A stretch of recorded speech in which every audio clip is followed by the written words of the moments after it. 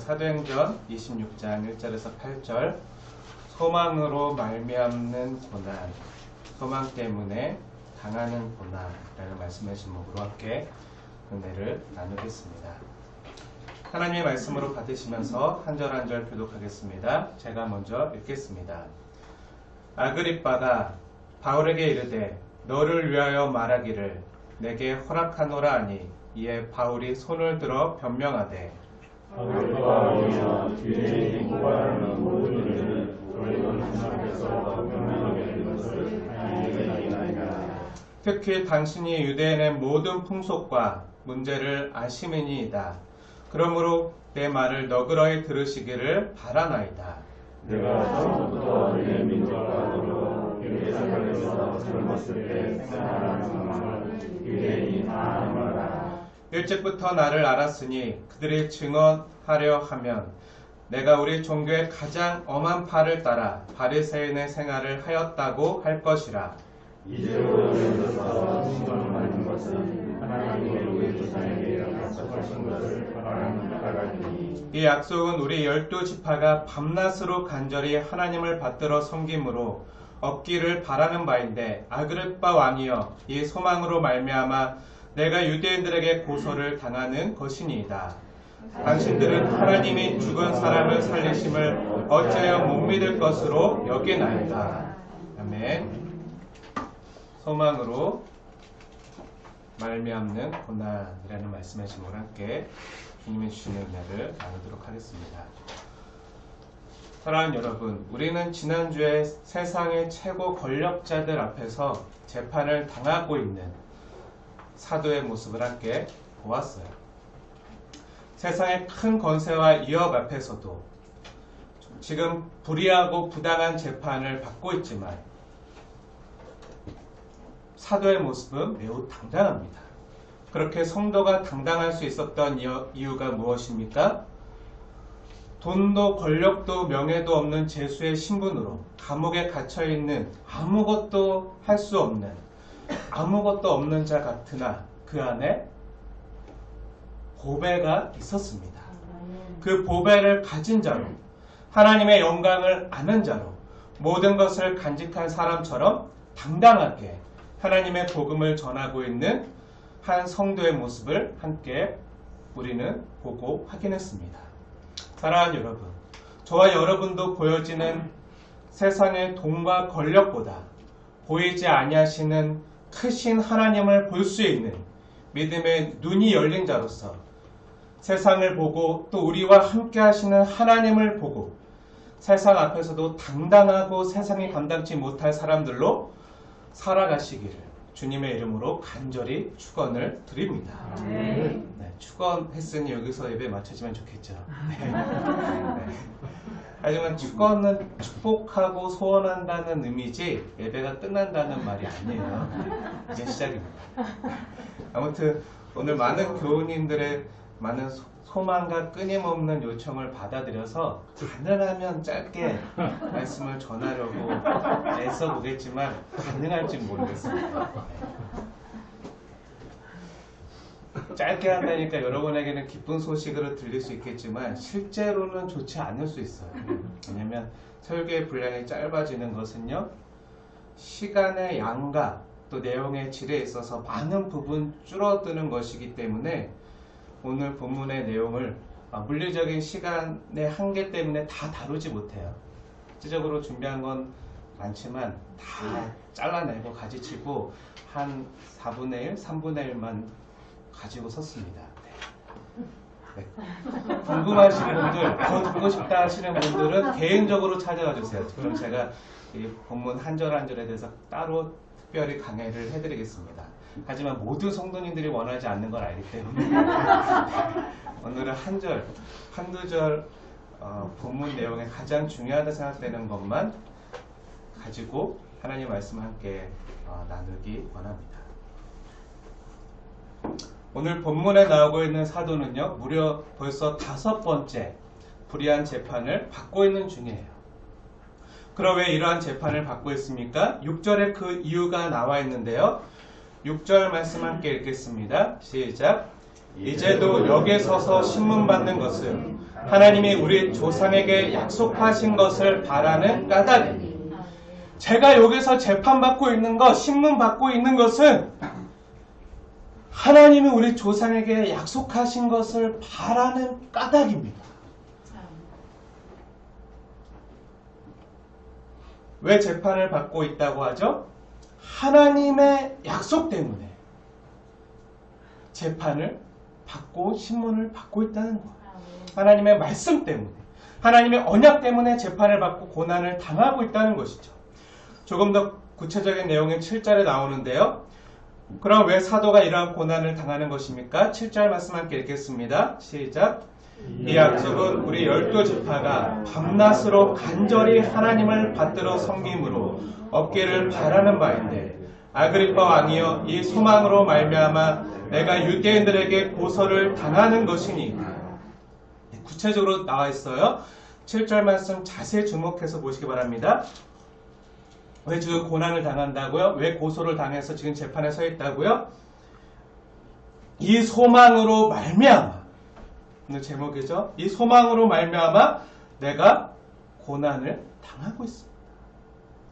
7절 말씀이 길게 쓰여져 있지만요, 짧게 요약해서 말하면요, 이 약속에 대한 소망으로 말미암아 제가 고난을 당하고 있습니다. 이 약속에 대한 소망 때문에 내가 고소를 당하고 지금 이러한 재판을 받고 2년 넘게 감옥에 갇힌 고난을 당하고 있다는 거예요. 언제 끝날지도 몰라요. 무슨 말이죠? 바울이 왜 고난을 당한다고요? 네, 그렇습니다. 정말 불편한 사실이지만 하나님의 약속에 대한 소망 때문에 세상으로부터 고난을 당하고 있다고요. 하나님의 말씀을 따르는 사람들은요, 하나님 나라의 백성들이죠. 그리고 세상 나라의 가치관을 따르는 사람들은요, 이 세상 나라의 백성들이에요. 근데 우리는 이 땅에서 함께 살아요. 이 땅에 살지만 세상 나라가 아닌 하나님의 말씀의 가르침을 따라서, 하나님의 다스림과 하나님의 통치를 따라서 이 땅에서 살려다 보니까 어떻게 돼요? 두 나라가 충돌하는 거예요. 세상이 가만히 있지 못하는 거예요. 자기 백성들을 하나님에게 뺏길까봐 가만히 안 두는 거죠. 두 나라가 충돌하면서 지금 이 세상에서는 영적인 싸움이 일어나고 분쟁이 계속해서 일어나는 거죠. 마치 이런 것과 같아요.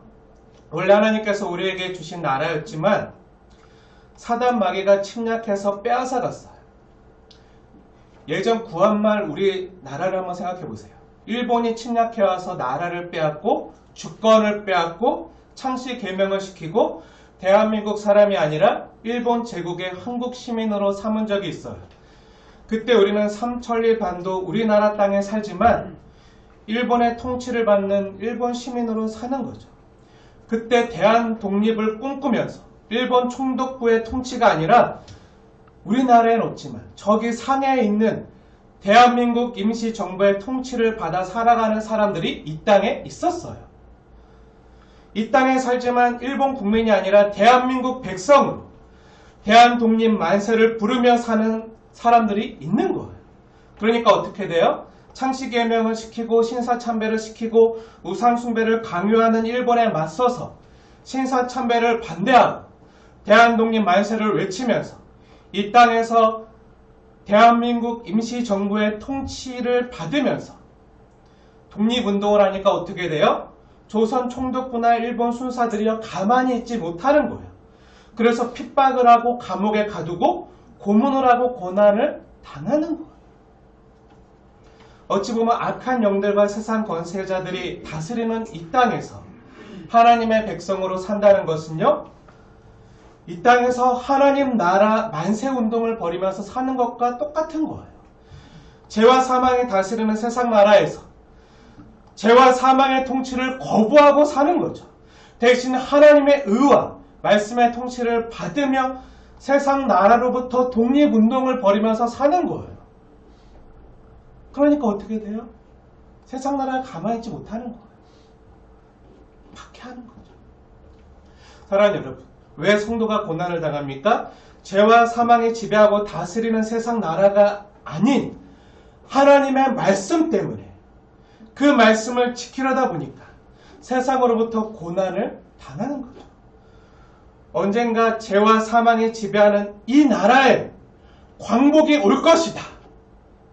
하나님 나라가 도래할 것이다. 의와 생명의 나라가 올 것이다. 자유와 행복의 나라가 올 것이다. 은혜와 사망의 나라, 은혜와 사랑이 다스리고 지배하는 나라가 올 것이다. 이렇게 소망하니까 어떻게 되죠? 견디는 거예요. 인내해야 되니까.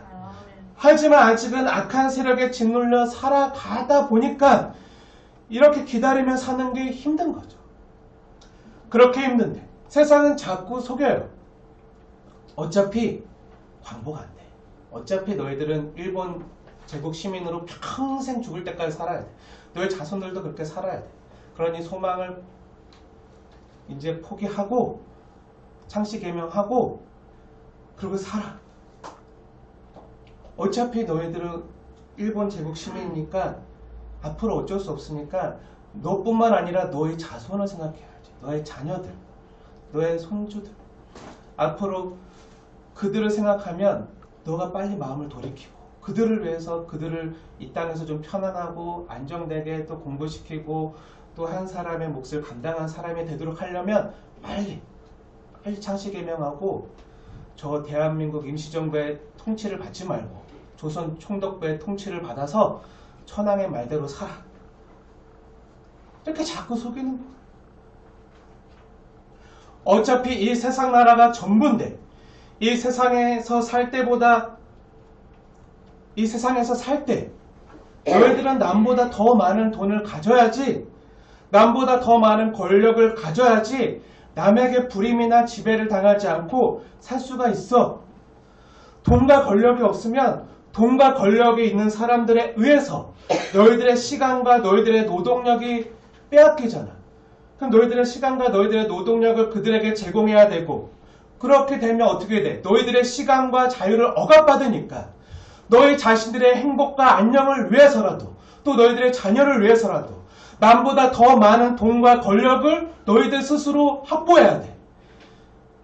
가져야 돼. 아니 쟁취해야 돼. 라고 세상이 자꾸 주는 거짓된 속삭임에 의해서 속고 있는 거야. 이게 정말 그럴듯하게 들려요. 그리고 그렇게 살아가는 사람들이 너무 많고 그런 사람들이 행복해 보이는 거예요.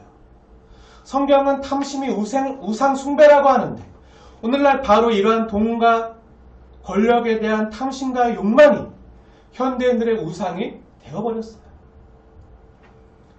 사랑하는 여러분, 우리는 지난주에 세상의 돈과 권력을 다 가지고 있는 최고 권력자들 앞에서 우리 영혼이 진정 자유해질 수 있는 방법이요.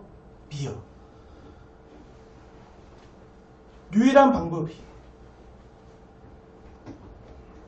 성도 한 사람 한 사람이 지금 이미 가지고 있는 이 영광, 성도됨의 영광이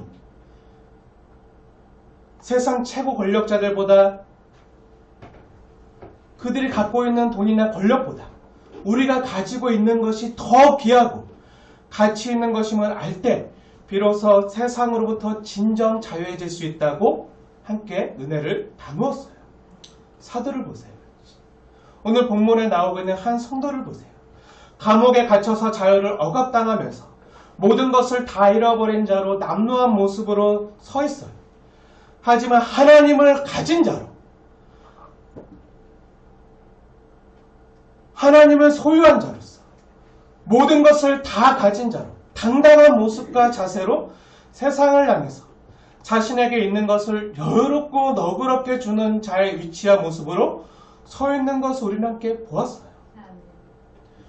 여러분들도 저와 같이 되기를 하나님 앞에서 원하나이다. 세상이 없고 성도가 가진 것이 뭐죠? 보배예요. 보배 대신 예수님을 가진 자들이죠. 하나님을 가진 거죠. 하나님 안에 모든 좋은 것들이 다 있기에 다 가진 자가 되는 거예요. 그 하나님에 대한 소망이 뭐로 나타나죠? 그 하나님의 말씀을 믿는 믿음으로 나타나요. 그 믿음이 뭐죠? 바라는 것들의 실상이죠. 보지 못하는 것들의 증거예요. 아직 이루어지지 않은 것들이에요. 그럼 바라는 것이 뭐죠? 그게 바로 소망이에요. 바라는 것, 소망이잖아요. 사랑하는 여러분, 7절 말씀을 보시면요. 밤낮 간절히 얻기를 바라는 말하고 나와 있어요. 근데 거꾸로 말하면 뭐죠? 밤낮 간절히 얻기를 바라는 가치가 있는 소망이라는 거예요. 그만한 가치가 있다는 거예요. 아무리 이 땅에서 고난을 당해도, 아무리 힘들어도, 아무리 견디기 어려워도 그만한 가치가 있으니까 소망하니까 견디며 당할 수 있는 일이라는 거예요. 사랑하는 여러분, 아무리 힘들어도요. 왜 다음날 떠지지 않는 눈으로 눈곱을 떼고 비비면서 무거운 발걸음으로 차디찬 새벽 바람을 맞으면서 우리 가장들이 일하러 가는 거죠? 사랑하는 가족이 있기 때문이죠. 내 사랑하는 가족이, 내 사랑하는 부모님과 내 자녀가, 내 사랑하는 내 남편과 아내가 내가 흘린 땀과 노력의 가시를 함께 나누어 먹고 마시면서 그 자양분으로 크고 자라고 웃고 행복한 가정이 있기 때문에 그러한 사랑의 가정을 일구고자 하는 소망으로 매일매일 힘들지만 나가는 거예요. 이러한 소망은요, 예수를 안 믿는 사람들도 다 가지고 있는 거죠. 그리고 우리가 병에 들고 큰 병에 걸렸을 때 수술을 해야 되잖아요. 수술하는 게 아파요. 힘든 거 알아요. 고통스러운 과정이라는 거 알아요. 그럼에도 왜 수술을 하고 왜 치료를 받는 거죠? 나을 것이라는 기대와 소망이 있기 때문에 견디는 거예요. 아픈 수술 시간도 견디는 거예요. 소망이 없으면요, 고난도 없어요. 소망하며 바라니까 어떻게 되죠? 그 약속이 이루어질 때까지 바라고 견디며 참아야 되는 거예요. 근데 그게 쉽지가 않아요. 그래서 많은 사람들이 포기해요. 얼마 전에 굉장히 공전의 히트를 전 지구적으로 기록했던 한 영화가 있어요. 기생충. 네, 기생충이라는 영화가 있는데 거기 송강호가 아들이 이렇게 과외로 큰 부잣집에 들어갈 때 너는 다 계획이 있구나 하면서 이제 칭찬해 주죠. 근데 나중에 굉장히 거기 들어가서 모든 가족들이 거기서 그 부자에게 떨어지는 어떤 소득을 받아 먹으면서 사는데 나중에 자기들이 실제 사는 집에는 홍수가 나서 물난리가 나서 다 수해 이재민으로 학교 강당에 누워서 이제 거기서 이재민들과 함께 자는 장면이 나와요. 그때 아들이 아빠한테 물어봐요. 아빠, 이제 계획이 뭐예요? 아빠, 이제 우리가 어떻게 해야 돼요? 대책이 뭐예요? 그러니까 아빠가 말해요. 아들한테, 송강호가. 아들아, 아무것도 바라지 않는 게 대책이란다. 아무것도 소망하지 않는 게 계획이란다. 소망하면 아프잖아.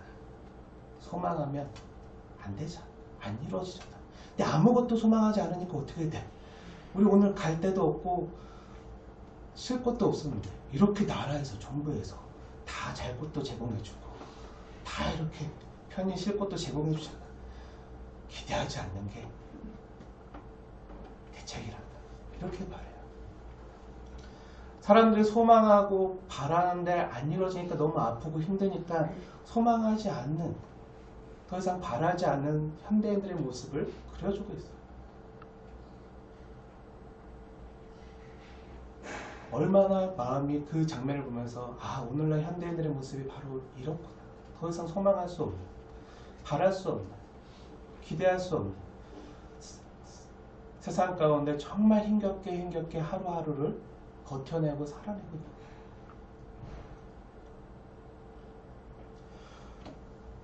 소망이 없으면요, 고난도 없어요. 하지만 소망하고 바라게 되면 어떻게 되죠? 견뎌야 돼요. 이루어질 때까지. 근데 그게 쉽지가 않아요. 하물며 그 소망이 세상의 돈이나 권력이나 명예나 이 땅에서의 행복이나 안정이라도 사람들이 그것을 얻고자 쟁취하고자 소망하면서 노력하면서 땀 흘리면서 살아가는데, 우리 성도들의 소망이 뭐죠? 성도들의 바람이 뭐죠? 오늘 성경 본문에 나오는 한 사도의, 한 성도의 바람이 뭐죠? 하나님의 약속하신 부활 생명에 대한 소망이에요. 바울이 품은 이 소망을 구체적으로 살펴보면요, 6절에 보이는 것처럼 하나님은 우리 조상들에게 약속하신 것, 그리고 이 약속은요 7절에 보면 우리 12지파가 밤낮으로 간절히 얻기를 바란 것인데, 이 소망이 뭐죠? 8절에 보면 하나님이 죽은 사람을 살리시는 부활에 대한 소망이에요. 아멘. 그럼 조금 더 깊이 들어가서 이 부활에 대한 소망을 가졌던 한 사람의 이야기를 말씀드리려고 합니다. 사랑하는 여러분, 사도가 말하는 6절에서 말하는 우리 조상이 누구죠? 우리 조상에게 약속하신 것을 나도 바라고 있다 라고 하는데, 그 조상이 누구죠? 이스라엘의 수많은 선지자들일 수도 있지만 대표적으로 한 사람만 딱 꼽는다면 믿음의 조상 아브라함이에요. 그런데 사실 믿음의 조상 아브라함도요, 하나님이 주시는 말씀에 대한 소망 때문에 많은 고난을 받은 사람이에요. 하나님이 주신 말씀 때문에 어떡하죠? 갈 바를 알지 못하고 갈대아 우르를 떠나서 또 하란을 떠나서 가나안 땅까지 와요. 지금으로 말하면 이라크라는 그 땅으로부터 현재 이스라엘 나라까지, 팔레스타인까지 멀고 먼 거리를 여행해서 가는 건데요, 막상 떠날 때는요, 이 여정이 평생 걸릴지, 언제 끝날지, 어디까지 가야 될지 알지 못하고, 갈 바를 알지 못하고 매일매일 하나님의 인도하심에 따라서, 하나님의 말씀에 따라서 갈 바를 알지 못하고 가는 거예요. 근데 갈 바를 알지 못하고 75세의 나이에 갈대아 우르를 떠나서 무려 1500km가 넘는 몇 년간의 길고 긴 여정 끝에 도달한, 하나님이 인도하신 땅이 가나안 땅이죠. 하나님께서 인도한 그 가나안 땅에서 처음 만난 것이 뭐죠? 흉년이에요. 기근이에요. 큰 기근을 만나요. 정말 그랑 함께 확인해 보겠습니다. 구약성경 사도행전 26장을 표시해 두시고요. 구약성경 창세기 12장으로 한번 가보세요. 창세기 12장 1절. 찾았으면 함께 말씀을 읽겠습니다. 시작. 여호와께서 아브라함에게 이르시되 너는 너의 고향과 친척과 아버지의 집을 떠나 내가 너에게 보여줄 땅으로 가라. 그러면서 주신 약속이 뭐죠? 2절 말씀도 저와 여러분에게 주시는 말씀으로 함께 받으시면서 읽겠습니다. 시작. 내가 너를 이루어 내게 복을 주어 내 이름을 창대하게 하리니 너는 복이 될지라. 아멘. 이 약속을 믿고 갔는데요, 갈 바를 알지 못하고 어디까지 갔죠? 가나안 땅까지 갔어요. 7절 한번 보세요. 근데 그 가나안 땅까지 가서 여호와께서 아브라함에게 나타나셔서 이르시되 내가 이 땅을 너의 자손들에게 주리라 말씀하세요. 여기까지 잘 왔다. 수고했다. 이제 여기 도달했는데 내가 너에게 주려고 하는 땅, 너의 자손들에게 주려고 하는 땅이 바로 이 땅이다. 그래서 아브라함이 어떻게 하죠? 아브라함이 너무 감사해서 그곳에서, 그 땅에서 제단을 쌓고 하나님께 예배를 드려요. 그렇게 믿음으로 살고 예배도 드리고 하는데 주님의 약속을 믿고 오랜 시간 동안 몇 년간 하나님의 인도하심을 따라서 왔는데 그 다음에 만난 게 뭐죠? 하나님 약속 믿고 살아왔는데 실질적으로 만난 것은 뭐죠? 그 땅에서 당한 첫 번째 일은 뭐죠? 10절 한번 보세요. 제가 10절 말씀 읽어드리겠습니다. 그 땅에 기근이 들었습니다.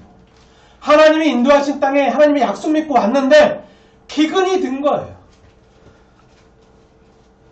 하나님의 약속 믿고 갈 바를 알지 못하고 믿음 가지고 소망을 품고 힘겹게 왔는데 뭐를 만났어요? 뭐를 만났죠? 기근을 만난 거예요. 큰 흉년을 만난 거죠.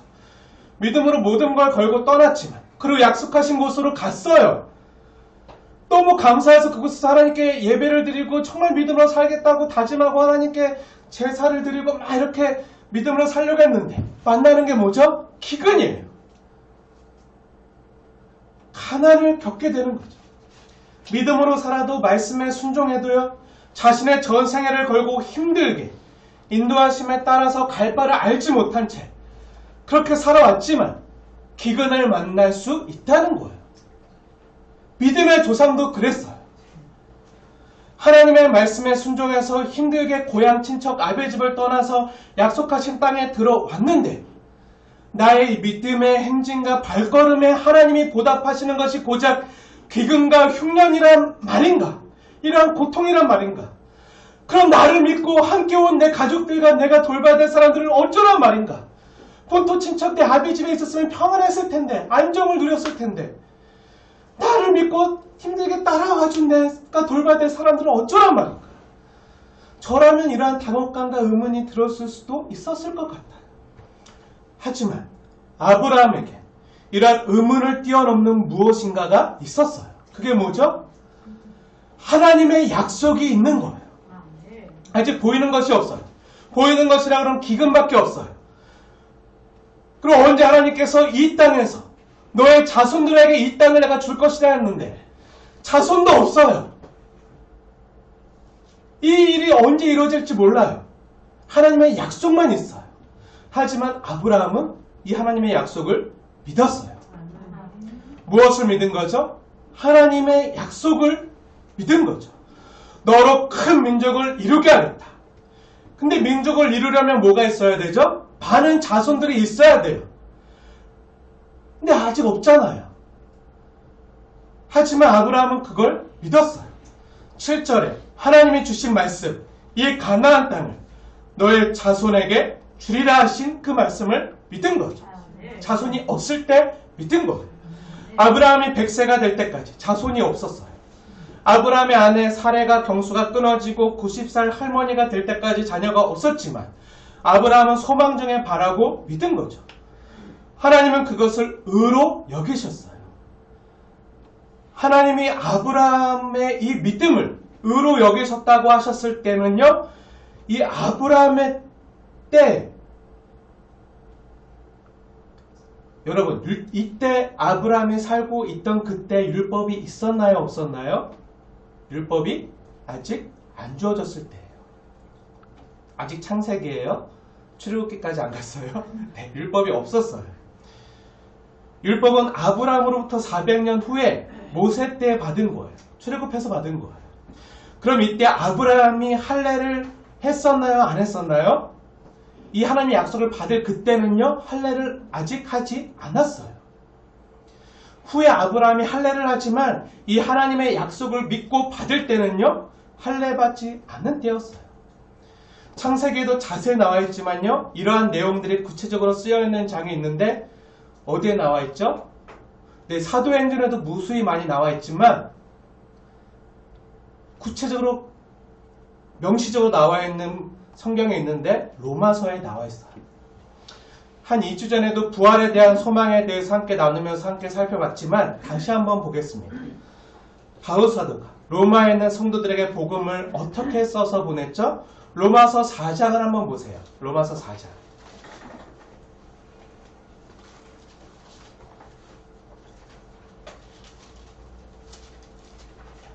신약성경 로마서 4장 1절부터 눈으로 쭉 따라 읽어 내려가면서 직접 확인해 보세요. 3절 보세요. 성경이 무엇을 말하죠? 아브라함이 하나님을 믿었어요. 그러자 하나님이 그를 어떻게 하시죠? 의롭다고 여겨 주셨어요.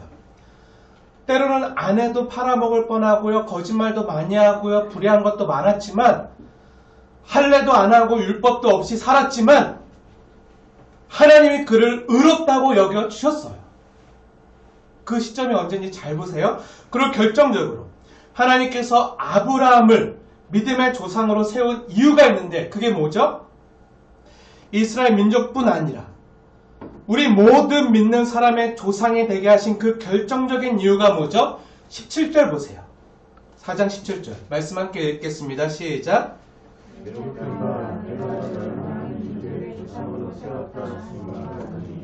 그가 믿은 바 하나님은 죽은 자를 살리시며 없는 것을 있는 것으로 부르시는 이시니라. 아멘. 하나님이 아브라함을 의롭게 여기시고 믿음의 조상으로 세우신 이유가 뭐라고요? 성경이 뭐라고 기록하고 있죠? 다른 거 없어요. 아브라함이 하나님이 죽은 자를 살리시는 것을 믿은 거예요. 없는 것을 있게 만드시는 하나님을 믿은 거죠. 지금은 없지만 하나님이 반드시 있게 하실 것이다. 줄 것이다. 하나님께서 아브라함에게 있는 이 부활 소망을 보시고 그를 의롭게 여기신 거예요. 단순히 너 내 말 잘 들었으니까, 내 말에 순종했으니까, 너가 내가 하라는 대로 다 했으니까 너 복 받아, 이게 아니라 아브라함에게 있는 이 부활 소망, 하나님이 죽은 자도 살리시는, 또 없는 것도 있게 만드시는 하나님이시라는 걸 믿은 이 부활 소망을 보시고 의롭게 여기신 거죠. 믿음의 조상으로 그래서 세우신 거예요. 단순히 이스라엘의 조상뿐만 아니라 온 민족의 조상으로, 믿음의 조상으로 세우신 거죠. 계속해서 사도의 복음을 보세요. 18절 말씀. 아브라함이 바랄 수 없는 중에 바라고 믿었어요. 소망이 있었다는 거예요. 그때가 최소 75세, 갈대아 우르에서 하나님을 만나서 하나님의 약속에 따라 출발했을 때가 75세고요. 또 맥시멈으로는 100세의 나이예요. 19절 보세요. 100세나 되어 자기 몸이 죽은 것 같은 노인의 때, 그리고 사라의 태가 죽은 것 같음을 알고도 죽은 자도 살리시는 능력의 하나님께서 생명을 주실 것이라는 믿음을 가진 거예요. 그래서 내가 너의 후손에게 이 땅을 주시겠다는 하나님의 약속을 의심하지 않고 믿음으로 견고해져서 하나님께 영광을 돌린 거예요. 그뿐 아니라 100세의 나이에 주신 약속의 자녀지만 하나님께서 이 자녀를 통해서, 이 이삭을 통해서 하나님의 나라와 하나님의 약속을 이루어 가실 것이다. 내 아들 이삭의 후손들로 하여금 번성케 하실 것이다. 이 약속하신 그것을 또한 능히 이루실 줄 확신하고 믿은 거예요. 누가요? 하나님이요. 언제요? 언제 그렇게 믿었죠? 내 아들 이삭을 번제로 바치라고 하셨을 그때에도요, 믿은 거예요. 주신 것을 도로 달려갔을 때도 부활의 하나님을 믿은 거예요. 아니, 하나님 약속하셨잖아요.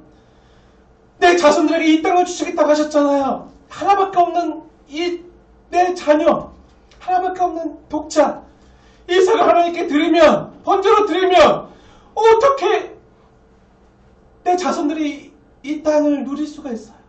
하나님 약속이 하지만 하나님의 약속을 믿은 거예요. 부활의 하나님을 믿은 거죠. 지금 우리가 읽은 로마서 본문에도 잘 이야기해 주지만요, 어딜 보면 또 알 수 있나요? 믿음의 장이라고 하는 히브리서 11장 한번 보세요. 히브리서 11장. 이것을 다시 잘 해석해서 우리에게 보여주고 있는데 제가 읽어드리겠습니다. 궁금하신 분들 한번 보세요. 히브리서 11장 17절부터 읽겠습니다. 17절. 아브라함은 시험을 받을 때 믿음으로 이삭을 드렸습니다. 중요합니다. 잘 보세요. 그는 약속들을 받은 자로 돼 그 외아들을 드렸느니라. 18절. 그에게 이미 말씀하시기를 내 자손이라 칭할 자는 이삭으로 말미암으리라 하셨으니. 19절. 그가 하나님이 능히, 잘 보세요, 이삭을 죽은 자 가운데서 다시 살리실 줄을 생각한지라. 그렇게 믿은 거죠. 비유컨대 그를 죽은 자 가운데서 도로 받은 것이니라. 사랑하는 여러분, 아브라함이 무엇을 믿었다고요? 부활을 믿었다고. 부활 신앙이 이때도 있었던 거예요. 하나님이 능히 죽은 자 가운데서 다시 살리실 줄을 믿었다고. 내가 내 독자, 사랑하는 독자 이삭을 번제로 바쳐도 하나님이 다시 살리실 것을 믿었다고요. 어떻게 알죠? 그 증거가 뭐죠? 성경을 보면 알아요. 다시 한번 이러한 내용이 기록된 구체적인 정황이 기록되어 있는 창세기로 가보겠습니다. 창세기 22장. 창세기로 가볼게요. 창세기 22장. 거기에 보면요, 자세히 보세요. 22장 2절에 하나님이 아브라함에게 말씀하세요.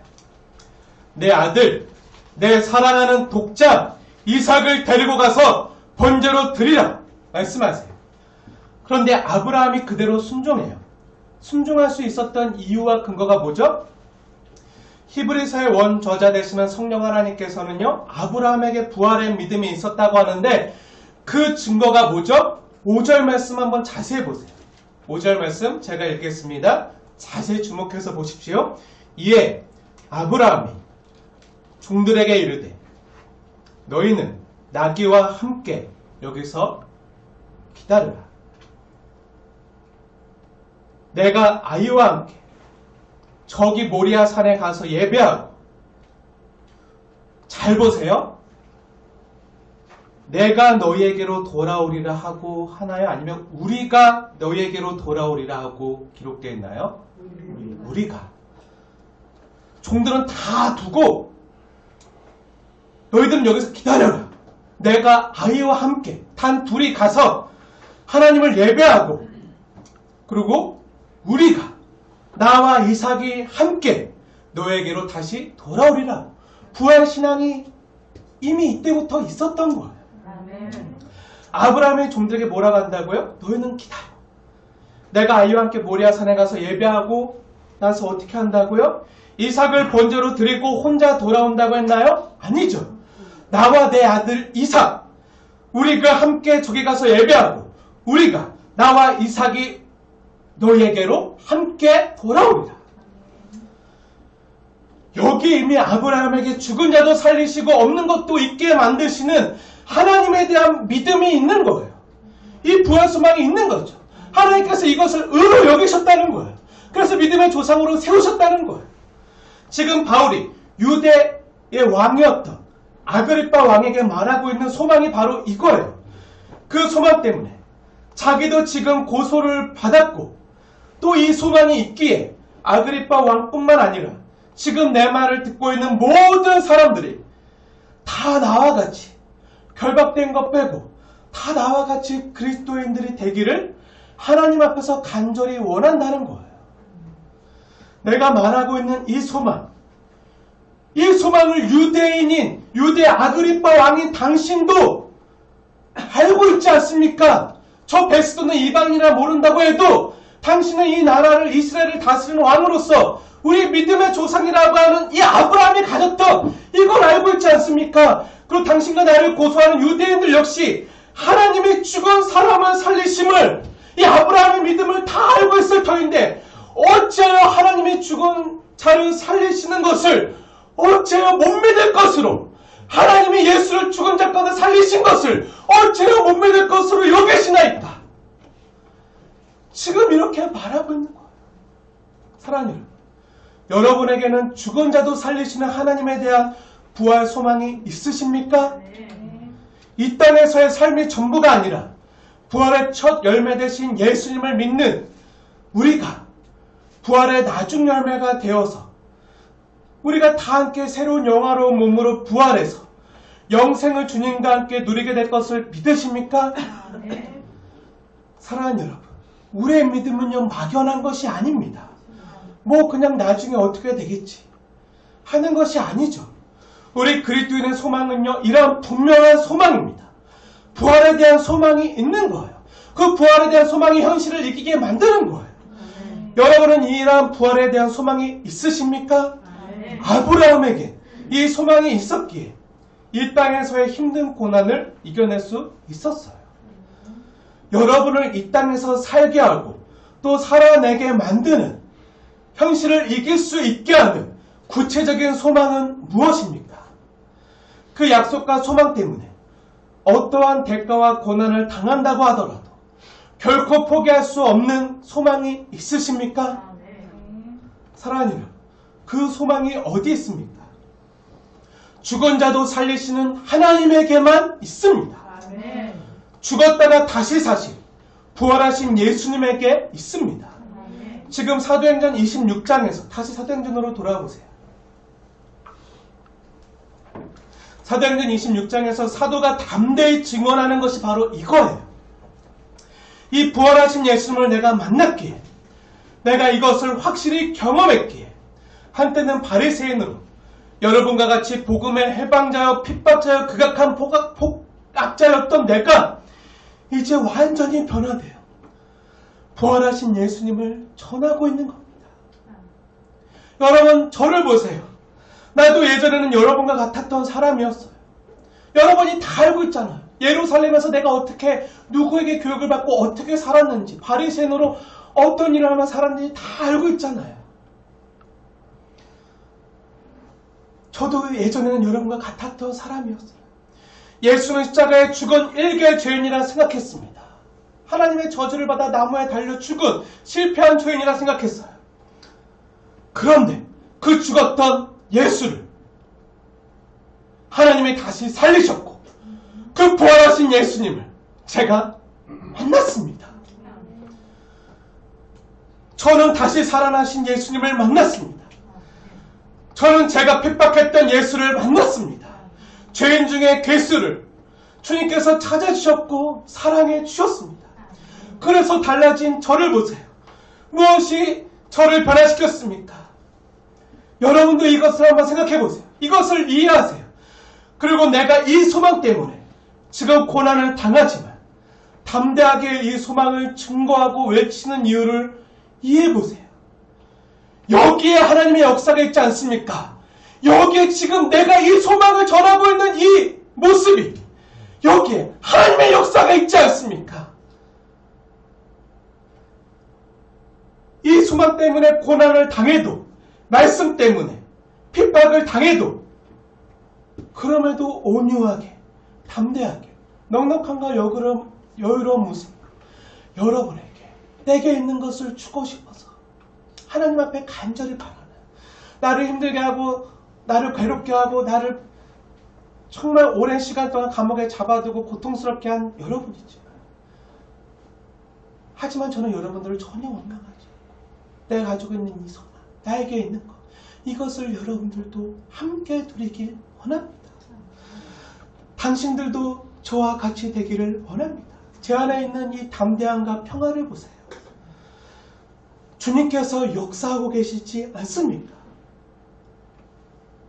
여러분도 내가 결박당한 것 빼고 저와 같이 이러한 부활 소망을 간직한 그리스도인들이 되기를 하나님 앞에서 원하나이다. 사도는 지금 이렇게 전하고 있는 거죠. 사랑하는 여러분, 여러분은 소망 때문에 고난을 당해도, 하나님의 약속 때문에 핍박을 당해도 오히려 그 소망과 말씀 때문에 더 온유해지고, 더 넉넉해지고, 더 담대하고, 더 평화롭게 세상의 모든 것을 다 가진 자보다도 더 넉넉하고 부유한 마음으로 세상이 줄 수 없는 그런 하나님만이 주실 수 있는 그 평화로움과 평안을 가지고 기뻐하면서 나를 핍박하는 사람들도 섬기면서 오히려 그들도 잘 되기를 바라면서 그들을 섬기면서 이 땅을 살아낼 수 있으십니까? 이것을 살아냈던 성도의 모습이 오늘 본문에 쓰여 있습니다. 무엇이 이것을 가능하게 했습니까? 부활, 소망. 가능하게 한 것이죠.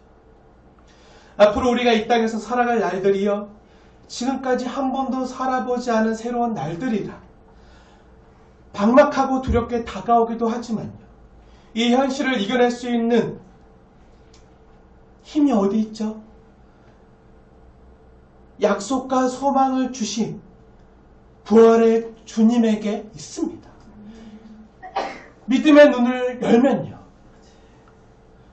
믿음의 눈을 열어서 눈을 들어서 믿음의 주요 온전케 하시는 부활의 주님을 바라보면요, 그 부활의 주님에게 그 능력이 우리에게 부어지는 거예요. 우리에게 있는 것이 아니라 그 주님으로부터 부어져서 살아내게 만드시는 그 능력이 하나님께 있는 거죠.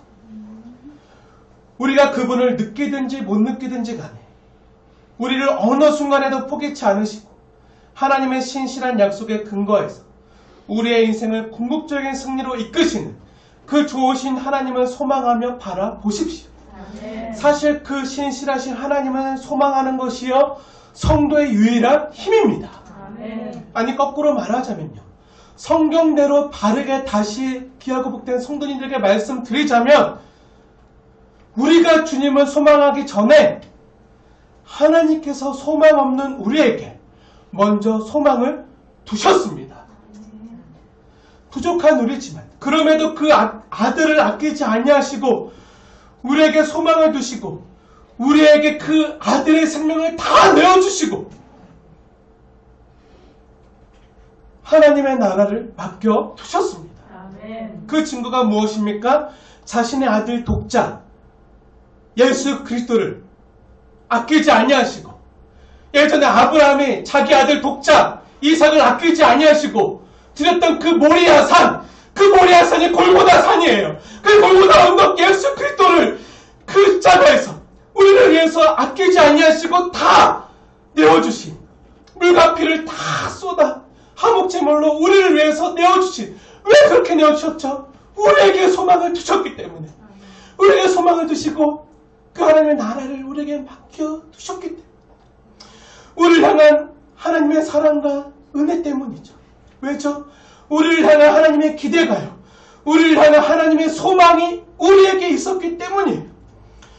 그 하늘 아버지의 소망이요, 나를 살게 하였습니다. 아멘. 아버지의 사랑은요, 자신의 가장 귀한 것, 하나밖에 없는 독자라도 우리를 위해서 모든 것을 다 바치신 사랑이었습니다.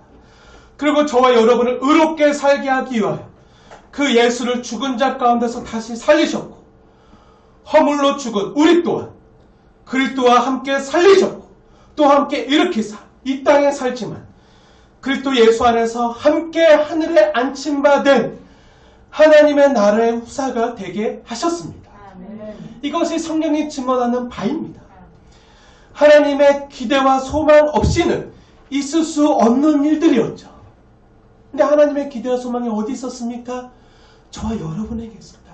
지금 하나님이 불러서 나와 있는 여러분에게 이런 하나님의 기대와 소망이 있었기에 가능했던 그 일이 십자가에서 벌어졌다.